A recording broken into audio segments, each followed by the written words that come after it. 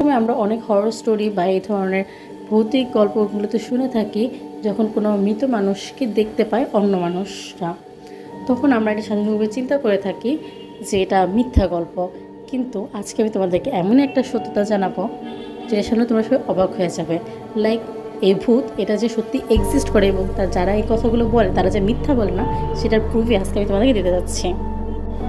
এই স্টোরিটা হচ্ছে একটা প্রত্যন্ত গ্রামের একটা ছেলের, যে মেইনলি পড়াশোনার জন্য ঢাকা শহরে থাকে।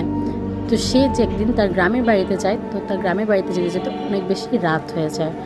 ফলে সে যখন ওই রাতের বেলা গাড়ির দিকে যাচ্ছিল তখন সে গ্রামে কোথাও কোনো গাড়ি পাচ্ছিল না।